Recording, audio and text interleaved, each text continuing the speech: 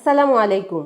শিউলিমালা একাডেমির পঞ্চম প্রতিষ্ঠা বার্ষিকী উপলক্ষে একাডেমির সাবেক ও বর্তমান শিক্ষার্থীবৃন্দ, সম্মানিত শিক্ষক ও অভিভাবকবৃন্দ, শুভাকাঙ্ক্ষী ও শুভানুধ্যায়ীগণ সকলকে জানাচ্ছি আন্তরিক শুভেচ্ছা। সুধীমণ্ডলী, একবিংশ শতাব্দীর এই অস্বাভাবিক সময়ে এসে আমরা সবাই আজ এক নিষ্ঠুর বাস্তবতার সম্মুখীন। সমগ্র পৃথিবীটা যেন এক উন্মুক্ত যুদ্ধক্ষেত্রে পরিণত হয়েছে। কোথাও যুদ্ধ চলছে বুলেট বোমায়, কোথাও নীরবে বায়ু উইপনের মাধ্যমে, কিংবা কোথাও ক্ষুধা পিপাসার যন্ত্রণায়। কাশ্মীর থেকে ফিলিস্তিন, দিল্লি থেকে দামেস্ক, আরাকান থেকে তেহরান, কোথাও যেন মানুষের জীবনে নেই স্থিতিশীলতা, নেই স্বস্তি, নেই নিরাপত্তা। মানুষের সমস্ত জ্ঞান, দক্ষতা ও সৃজনশীলতা যেন সৃষ্টির বদলে আজ ধ্বংসের উদ্দেশ্যে নিয়োজিত। এই বৈশ্বিক অস্থিরতার প্রভাব থেকে আমাদের প্রিয় মাতৃভূমিও বিচ্ছিন্ন নয়। বিশ্বমঞ্চে বাংলাদেশের অবস্থানের দিকে যদি আমরা তাকাই, বাংলাদেশ সেখানে আছে কেবল একজন দর্শকের ভূমিকায়। আর যদি অভ্যন্তরীণ পরিস্থিতির দিকে তাকাই, তবে দেখি জিডিপির সূচকে ভালো অবস্থানে থাকা সত্ত্বেও ভালো নেই দেশের সাধারণ মানুষ। নিত্যপণ্যের বাজার অধিকাংশ মানুষের সক্ষমতার বাইরে। সামাজিক নিরাপত্তা এতটাই ভঙ্গুর যে প্রতিদিন খবরের পাতা খুললেই আমরা দু চারটি বেওয়ারিশ লাশের সংবাদ পাই। প্রতিনিয়ত আমাদের নিউজ ফিডে আসে ধর্ষণ সহ নানা যৌন হয়রানির সংবাদ। শিশু থেকে বৃদ্ধ বাদ পড়ে না কেউই। আর আমাদের যুব সমাজের দিকে যদি তাকাই, তাহলে দেখতে পাই তীব্র হতাশার অন্ধকারে নিমজ্জিত এক প্রজন্মকে। এই অন্ধকার এতটাই গভীর যে আমাদের দেশসেরা বিশ্ববিদ্যালয়গুলোতেও বছরে 2-4টা আত্মহত্যার ঘটনা এখন খুব স্বাভাবিক হয়ে গেছে। আত্মবিশ্বাসহীনতা এবং জীবনের অর্থবহতার সংকট আমাদের যুব সমাজকে উদ্দেশ্যহীন, গন্তব্যহীন এক অভিযাত্রীকে পরিণত করেছে।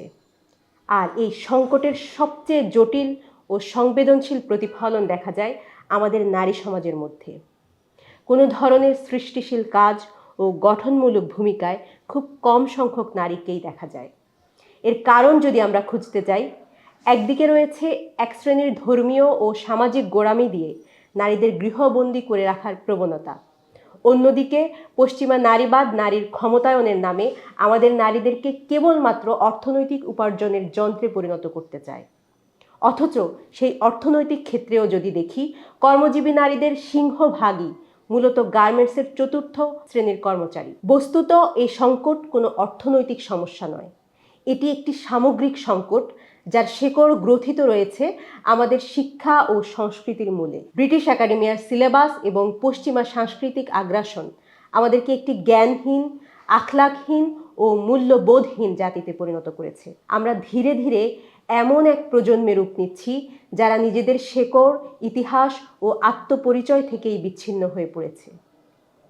অথচ ঐতিহাসিকভাবে আমাদের মূল্যবোধের শেকড় অনেক গভীর।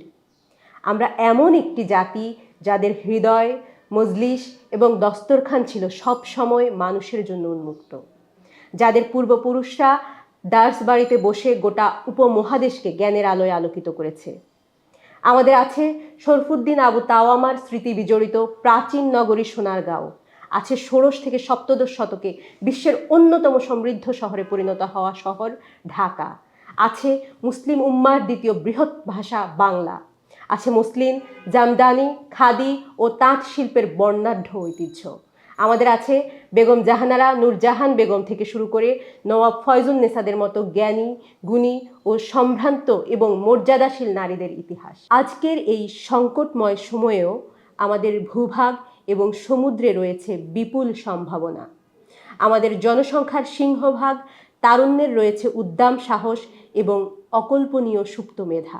সামগ্রিকভাবে অতীত ও বর্তমানের দেশীয় ও বৈশ্বিক সকল বাস্তবতাকে সামনে রেখে বাংলাদেশের নারী সমাজের মধ্য থেকে এক ঝাঁক আত্মপ্রত্যয়ী, মর্যাদাশীল নারী ব্যক্তিত্ব ও নেতৃত্ব সৃষ্টি করার লক্ষ্যে আজ থেকে 5 বছর পূর্বে আমাদের সমৃদ্ধি ও স্বাধীনতার অন্যতম গুরুত্বপূর্ণ সূচনাবিন্দু ঐতিহাসিক বঙ্গবিজয় দিবসে আনুষ্ঠানিকভাবে যাত্রা শুরু করে শিউলিমালা একাডেমি।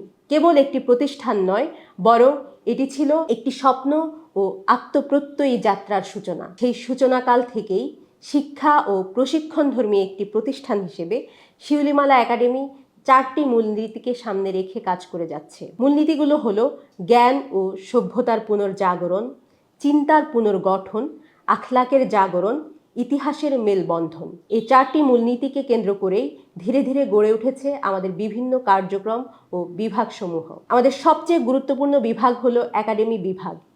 এই বিভাগের অধীনে দেশ বিদেশের স্বনামধন্য শিক্ষকদের কাছ থেকে দার্স গ্রহণের মাধ্যমে নিজেদের জ্ঞানগত ভিত্তিকে মজবুত করার প্রচেষ্টা চলমান রয়েছে।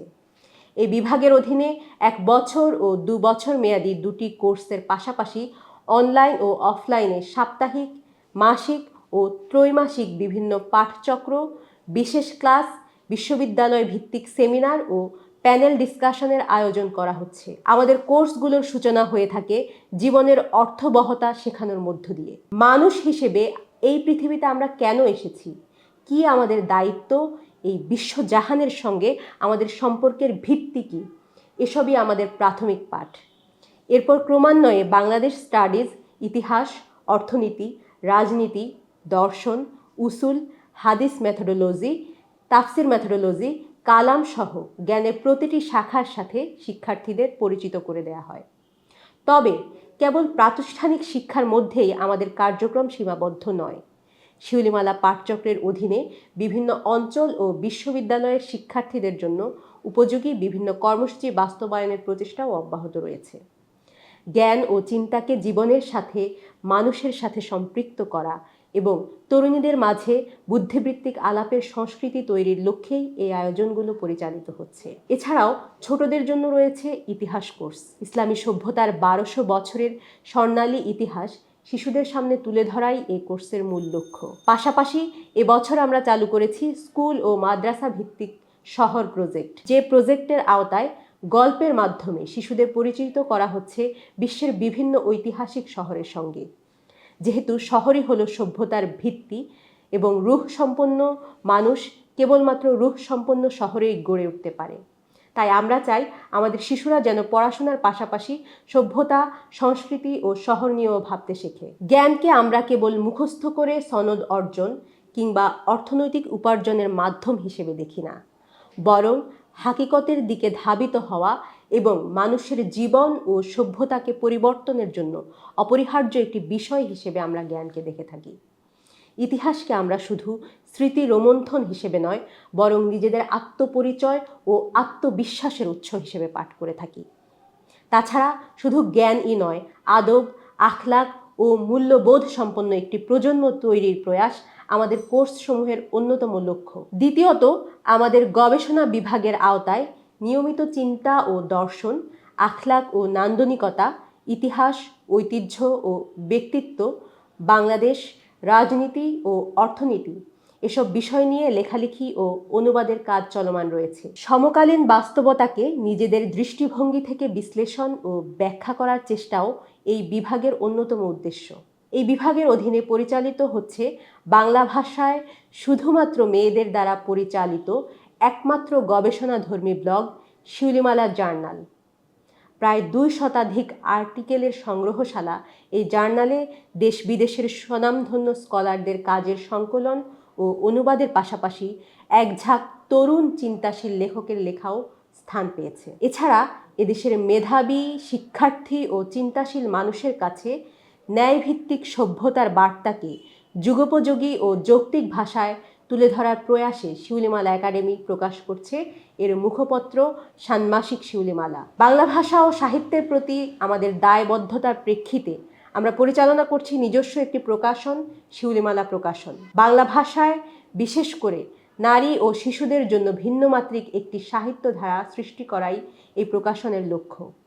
এ পর্যন্ত প্রকাশিত আমাদের গ্রন্থসমূহের মধ্যে রয়েছে প্রখ্যাত আলেম ও মুফাসসির ডক্টর খাদিজা গরমেজের ইসলামী সভ্যতায় নারী, বর্তমান দুনিয়ার অন্যতম শ্রেষ্ঠ সভ্যতা বিশারদ প্রফেসর হেবা রউফ ইজ্জত এর ইসলাম ও সভ্যতা, তরুণ সাহিত্যিক ও লেখিকা মিমি বিনতে ওয়ালিদের সাক্ষ্য ও দার্সবাড়ি উপন্যাস, বিশ্ববিখ্যাত দ্য লিটল প্রিন্স উপন্যাস এর বঙ্গানুবাদ এবং হাল আমলের জনপ্রিয় স্কলার জনাথন এসি ব্রাউন এর মুহাম্মদ সাল্লাল্লাহু আলাইহি ওয়াসাল্লাম মরুর বুকে আলোর উদয়। এছাড়াও চলমান রয়েছে বেশ কিছু পাণ্ডুলিপির কাজ। আমরা আশা করি আগামী দিনগুলোতে বাংলা ভাষায় আরও মানসম্মত ও চিন্তাশীল সাহিত্যকর্ম পাঠকদের হাতে তুলে দিতে পারবো ইনশাআল্লাহ। তবে একটি সভ্যতা কেবল জ্ঞান ও সাহিত্যের উপর দাঁড়িয়ে থাকে না, এর সঙ্গে গভীরভাবে সম্পর্কিত শিল্প ও সংস্কৃতিও। শিল্পকলা একটি জাতির রুচিবোধ ও মননশীলতার পরিচায়ক। সেজন্য পাশ্চাত্যের বস্তুবাদী ধ্যান ধারণার পরিবর্তে শিল্পকে একটি বিমূর্ত আত্মিক ধারণা হিসেবে তুলে ধরার মাধ্যমে সামাজিক রূহকে সঞ্জীবিত করে তোলার প্রয়াসে কাজ করে যাচ্ছে আমাদের শিল্পকলা বিভাগ। অর্থবহ আর্ট ও ফটোগ্রাফির পাশাপাশি বিভিন্ন দিবস ও উৎসব উদযাপনে আধ্যাত্মিকতা, আবহমান সংস্কৃতির চর্চা, স্বকীয় রুচিবোধ ও নান্দনিকতার বিকাশ এ বিভাগের অন্যতম লক্ষ্য। চিন্তা, জ্ঞান ও শিল্পচর্চার পাশাপাশি সরাসরি মানুষের দুঃখ কষ্টের পাশে দাঁড়ানো আমাদের দায়িত্বের একটি গুরুত্বপূর্ণ অংশ। সে দায়িত্ববোধ থেকেই সৃষ্টির সেবার মাধ্যমে স্রষ্টার সন্তুষ্টি অর্জন এই স্লোগানকে সামনে রেখে নিজেদের ক্ষুদ্র সামর্থ্য অনুযায়ী সুবিধাবঞ্চিত ও অসহায় মানুষের জন্য কাজ করে যাচ্ছে আমাদের সমাজ কল্যাণ বিভাগ।